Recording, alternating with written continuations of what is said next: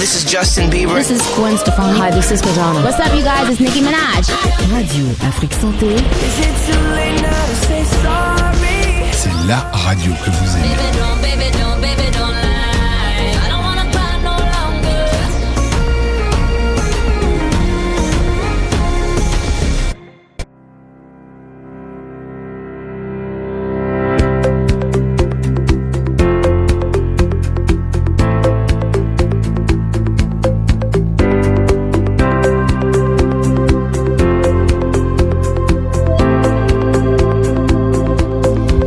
Messieurs, bonsoir et bienvenue à ce numéro de Enterrement Facile. Enterrement Facile, une émission qui vous permet de mieux comprendre certaines expressions utilisées par le médecin par rapport à votre santé. Mariela Dou, je conduirai cette émission et Parfait Afodéou nous assistera techniquement.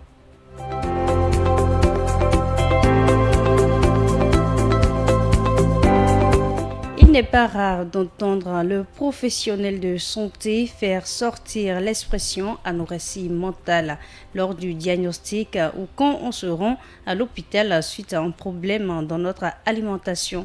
Que faut-il comprendre de cette expression et comment l'alimentation peut-elle nuire à notre santé mentale? Madame Aneka Asogba, psychologue et spécialiste en santé diététique ici en studio avec nous, nous aidera à répondre à quelques questions.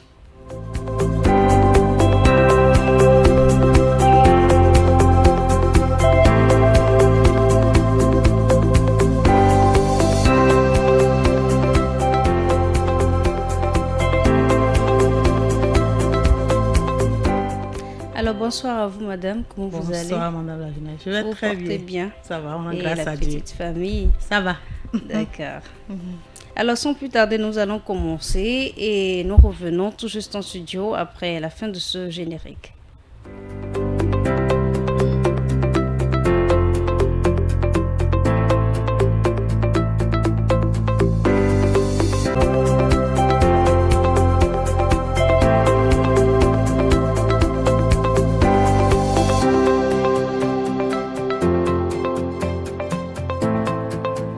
Alors, je vous annonçais tout à l'heure, je disais que j'étais en studio avec Madame Aneka Asogba pour parler de l'anorexie mentale.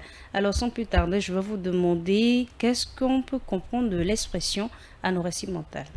Merci beaucoup pour la question. L'anorexie mentale se caractérise par une restriction des apports alimentaires durant plusieurs mois ou plusieurs années, conduisant à une perte importante de poids, associé à un certain plaisir et une intense peur de perdre le poids.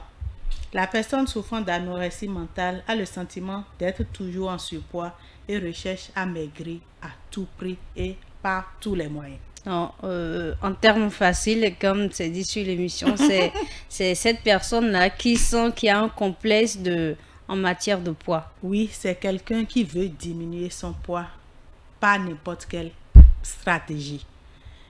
À un certain âge, il faut avoir un certain poids, le poids idéal pour un âge donné. Et nous pouvons dire ici que l'anorexie mentale, ce sont les enfants en puberté, les préadolescents, bien les adolescents qui en souffrent souvent. Donc, c'est eux qui voient dans la vie active l'idéal de poids. Et ça constitue un problème pour eux. Qu'ils doivent avoir. Et voilà. Ça constitue un problème pour eux. Et ils veulent à tout prix avoir un certain poids donné. Et pour cela, tous les moyens sont bons pour avoir ce poids. Alors dites-nous, quels sont les facteurs qui favorisent la croissance d'un tel mal et quelles sont ses causes? Qu'est-ce qui peut amener un préadolescent ou un adolescent, comme vous dites, à se mettre dans la tête que voilà, je n'ai pas mon poids normal? D'accord. Les causes sont de deux ordres. Il y a les causes internes et les causes externes.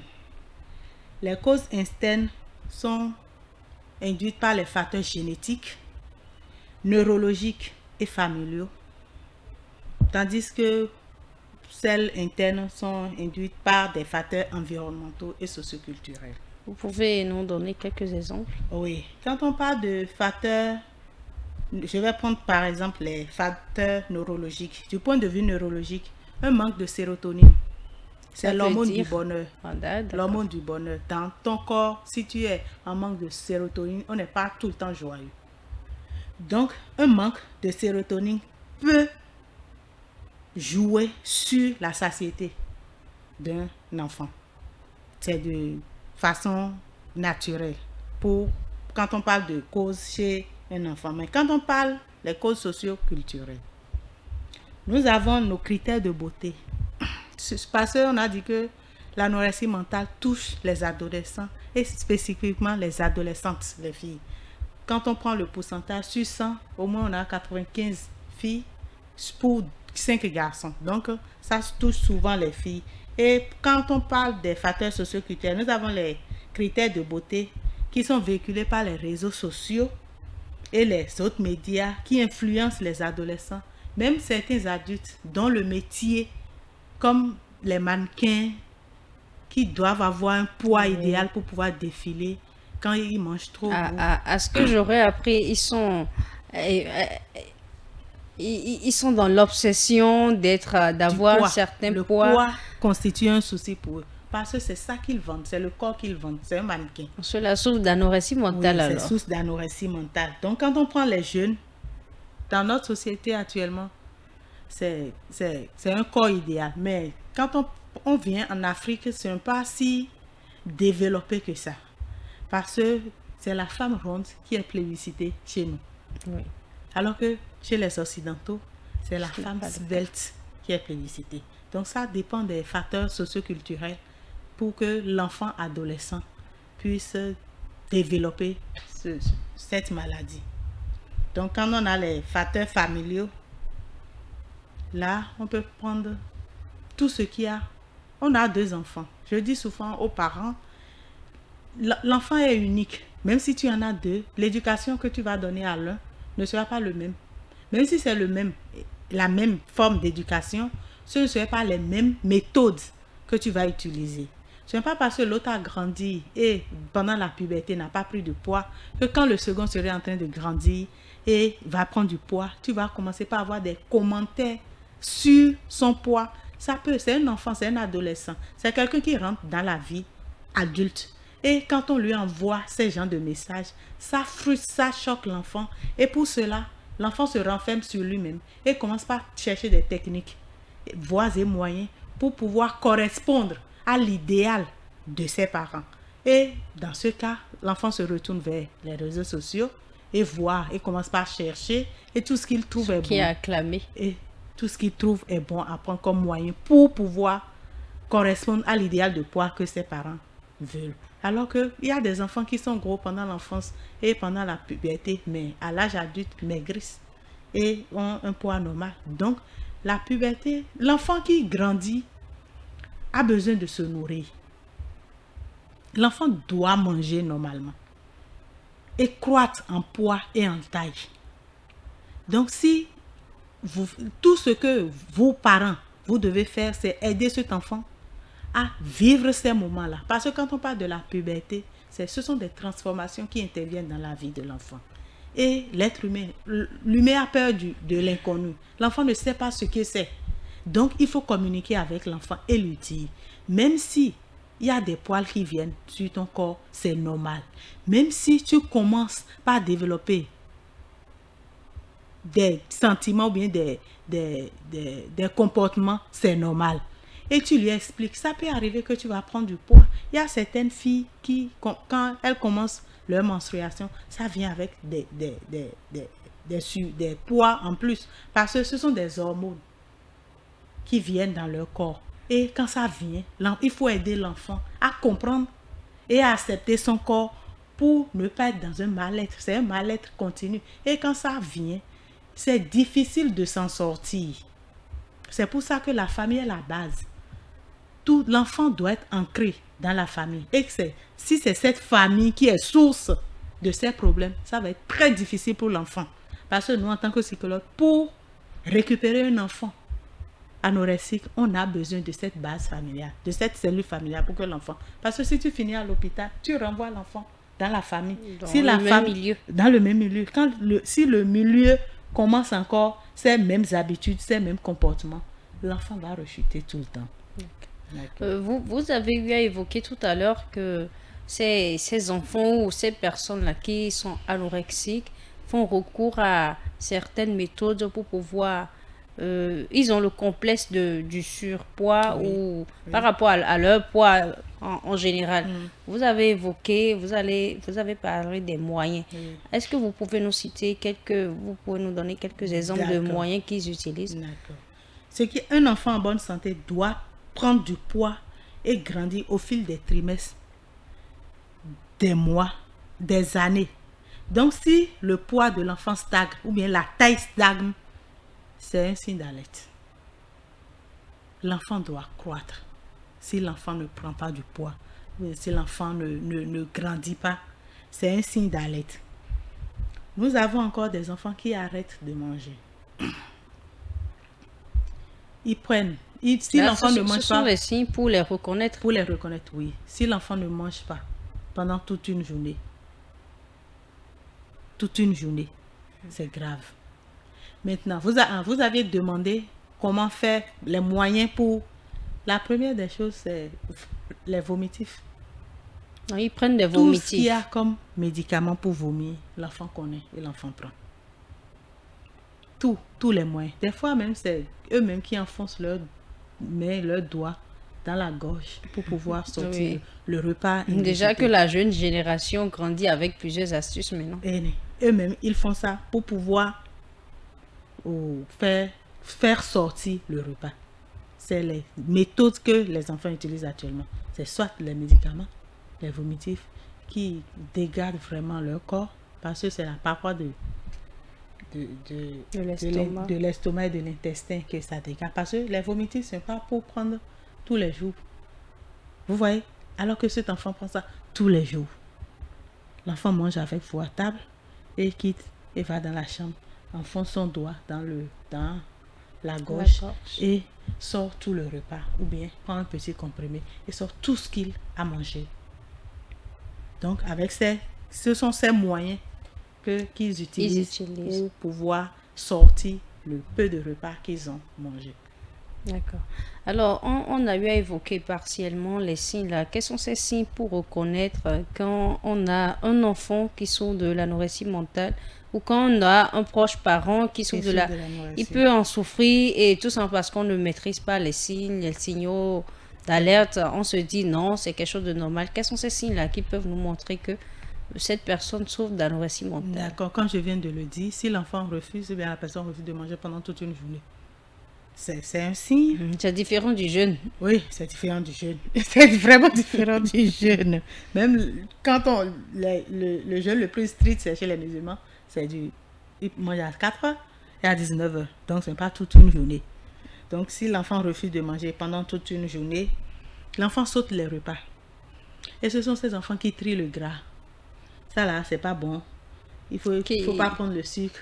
Faut pas prendre... Quel enfant n'aime pas le yaourt, n'aime pas le sucre? Et c'est lui maintenant qui trie, je ne prends pas ci, je ne prends pas ça, je ne fais pas ci. Et après, ce sont des enfants, pour camoufler le fait qu'ils soient trop maigres, portent des habits amples. Et ce sont des enfants qui sont très actifs sportivement. Ah bon? C'est vrai, vous voyez. Parce que pour faire le sport, on décompense. Et tu n'as pas quelque chose à sortir et tu fais encore plus le sport. C'est juste pour pouvoir maintenir le poids qu'il souhaite. Et dans ces conditions, ce n'est pas un poids normal. Parce que l'enfant anorexique, quand tu le vois, tu vois que c'est un enfant qui souffre, je ne vais pas dire de la malnutrition, mais de la dénutrition. C'est un enfant qui n'est pas bien nourri. Donc, avec ces moyens, c'est comme ça qu'on peut les reconnaître. Et ce sont des enfants qui socialement s'isolent. C'est quand je suis avec toi que tu vas savoir que je ne mange pas. Vous comprenez? Ou bien si il s'éloigne de tout le monde. De tout le monde pour qu'on ne D'accord. puisse pas découvrir Maintenant, cette si face-là. on a un ménage où papa, maman exige que tout le monde mange à table, c'est un enfant qui est tellement actif à vous servir que vous ne vous rendez pas compte qu'il ne sait pas servir lui-même. Vous voyez? J'espère que nos auditeurs sont à l'écoute. Oui, Hein. ils sont tellement actifs. Ce sont des trucs qu'on voit Oui, tout le temps, oui, mais oui. on s'en rend pas Oui. compte. Et il vous sert, il fait des trucs, fait des gestes, des trucs. Vous voyez que c'est quelqu'un qui est serviable. Il vous sert, vous tous. Il amène les trucs, il fait ci, il fait ça. Et vous ne vous rendez pas compte que lui-même ne sait pas assez pour manger. Et quand vous vous rendez compte, est-ce que tu as mangé maintenant? C'est avec un doute, raison. Et l'enfant dit, oui, vous ne m'avez pas vu, j'ai déjà mangé. Ah, d'accord. Et on continue. Donc, c'est juste pour camoufler cette Pour face-là. camoufler ça. Et on demande aux parents la communication. Et la communication, ça passe par l'observation. Mais les parents d'aujourd'hui sont tellement occupés que quand ils viennent à la maison, ils sont déjà tous fatigués.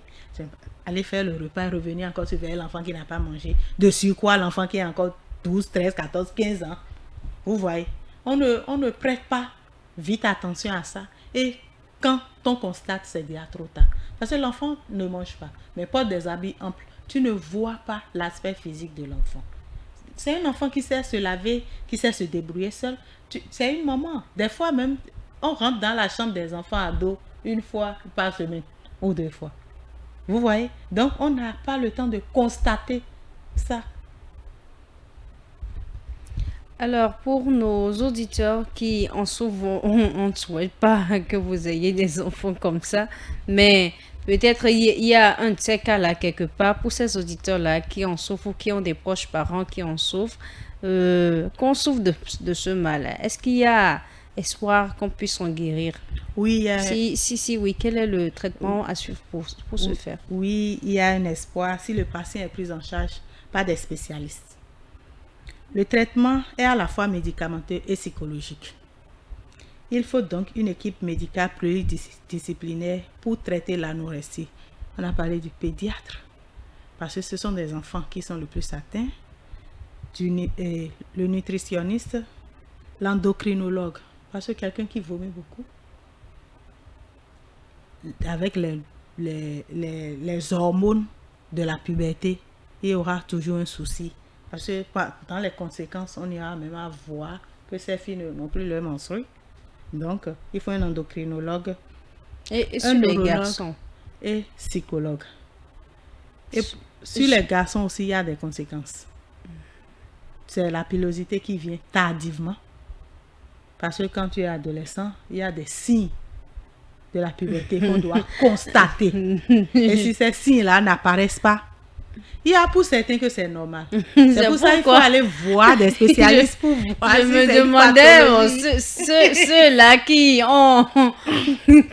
ont la pilosité assez tardive, si on Il y a doit pour- les mettre Non, dans non, la, non, pas dans la eux même tous, barque. Pas eux tous, D'accord. pas eux tous. Il y a pour certains qui sont normales et pour d'autres que c'est pathologique. Donc, je viens de parler des On parlait des spécialistes qui oui, peuvent intervenir. intervenir dans la guérison d'un malade atteint de l'anorexie mentale. Mortel. Chez nous, les psychologues, il est possible de faire plusieurs tests pour voir si cet enfant souffre d'anorexie mentale. Et pour le patient, on lui apprend à renouer avec son corps. Parce que si tu aimes ce que tu De vois... quelle dans le- manière? si tu aimes ce que tu vois dans le miroir, c'est guéri à moitié. La pathologie est guérie à moitié. Donc, Une on forme apprend... de narcissisme. Oui, on apprend aux patients souffrant d'anorexie à aimer son corps. Il est possible de réaliser plusieurs thérapies, des thérapies individuelles, des thérapies de groupe pour aider à la socialisation. Parce que j'ai dit en temps que ce sont des enfants qui s'isolent Exactement. pour aider à la socialisation et des thérapies familiales. D'accord. Avant tout ça, il faut que le nutritionniste et l'endocrinologue et le neurologue se chargent de cet enfant pour corriger les déficits qu'il y a. Parce qu'après avoir corrigé, il faut renvoyer cet enfant dans sa famille et le psychologue prend le relais. Et ça ne va pas se faire sur 1 mois, 2 mois. Ça prend du temps. Parce que je dis souvent que c'est un système de défense qui s'est déjà installé. Donc, il faut des mécanismes pour que l'enfant s'en sorte. Vraiment. Et c'est un processus qui dure. Et il faut être patient pour voir les résultats. D'accord. Alors, est-ce qu'il y a une possibilité de prévenir l'anorexie mentale, que ce soit chez les enfants ou chez l'adulte même? Est-ce qu'il y a possible, vous voyez le paludisme, on dit de dormir sous moustiquaire, d'adopter certaines attitudes pour pouvoir prévenir ce mal. Est-ce que c'est la même chose pour l'anorexie mentale? Oui, on peut prévenir. Je viens de parler en temps des médias, des informations qui filtrent de l'image qu'on envoie de la femme dans les médias d'abord. Et il y a encore le cercle familial qui doit jouer un rôle de gardien, un gardien de la santé mentale de l'enfant. Parce que pour qu'un enfant arrive à se priver du repas, c'est que tout ce qu'il y a ne marche pas. Tout ce qui est avec l'enfant, ça ne marche pas. Toutes les relations tissées entre frères et sœurs, entre papa et enfant, entre maman et enfant, tout ça, ça ne marche pas. Parce que si l'enfant se voit, se regarde et ne s'aime pas, parce que c'est un mal-être interne à l'enfant. Parce que si tu regardes ton corps, tu dis, ah, l'autre là, il est mince, moi je suis gros, il faut que je maigrisse, il faut que je fasse ci, il faut que je fasse cela.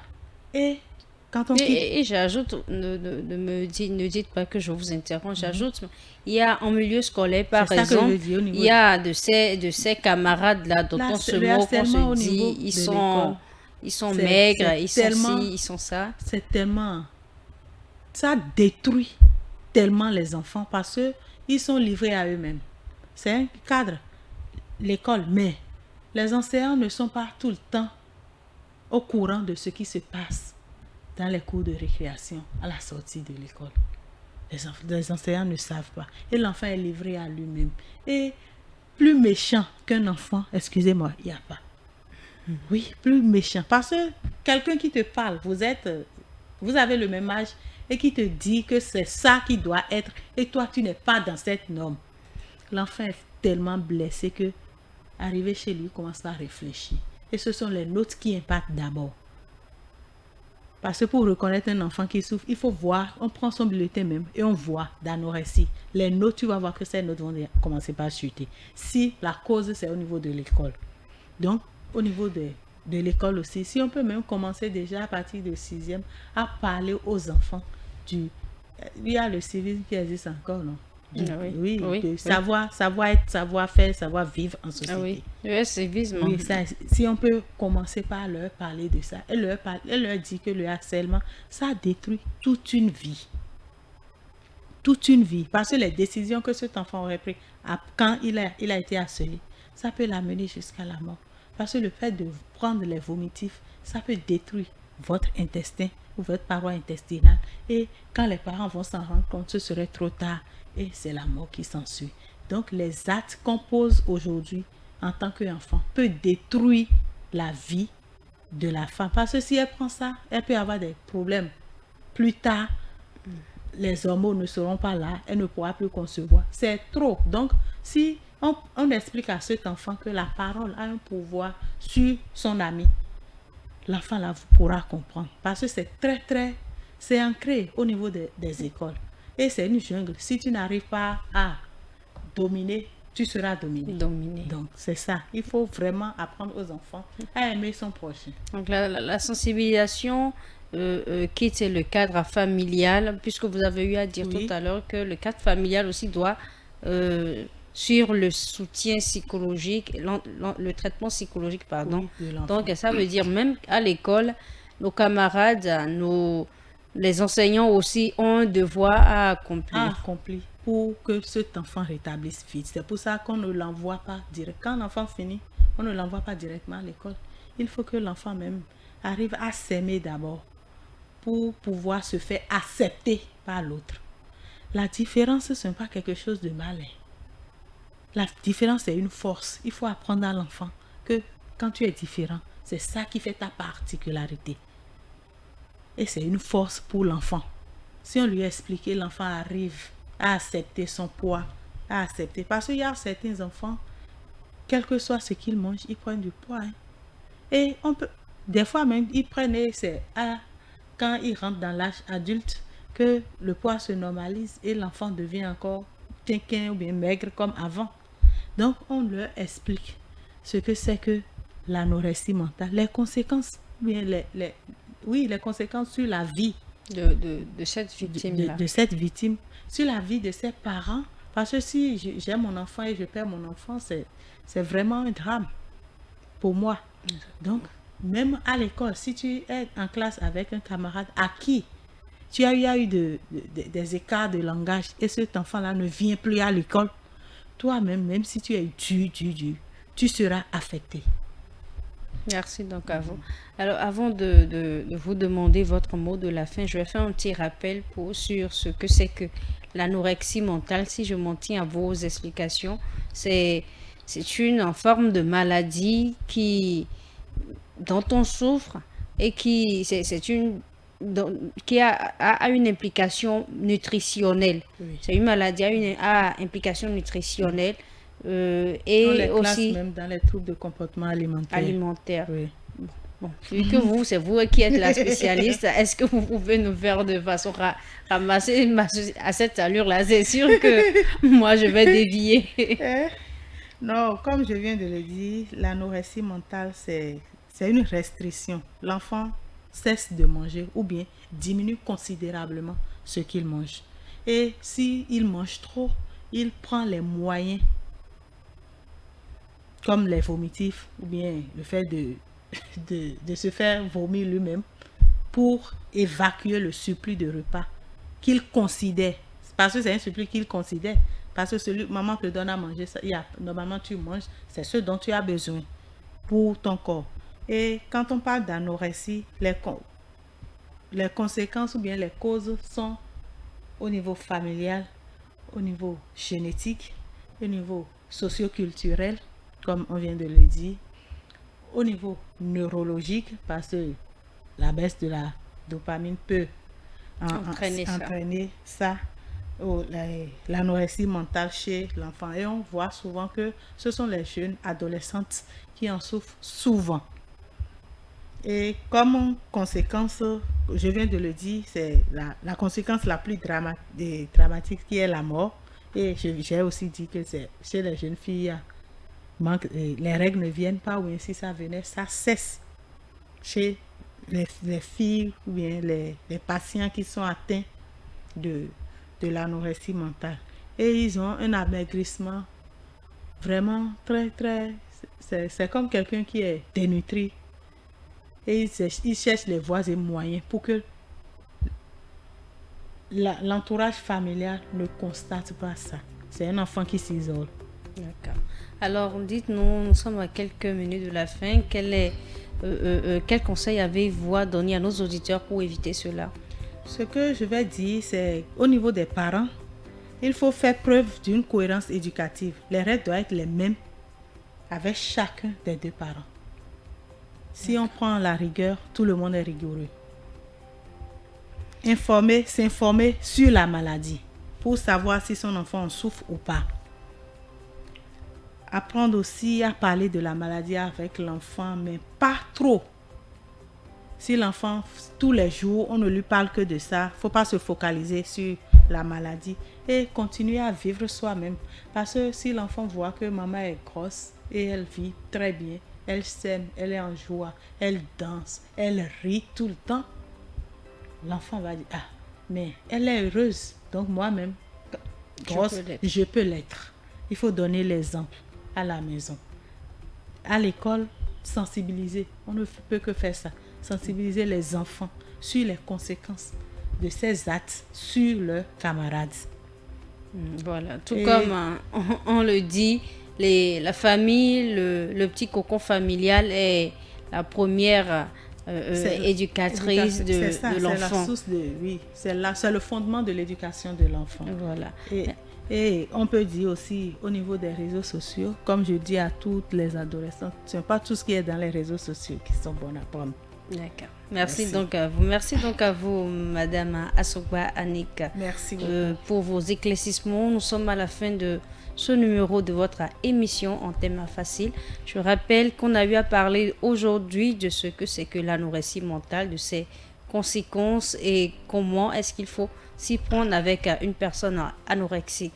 Madame Annika Asogba, je rappelle, vous êtes psychologue et spécialiste en santé diététique, a répondu à nos questions sur le sujet. Merci de nous avoir suivis et agréable soirée à vous.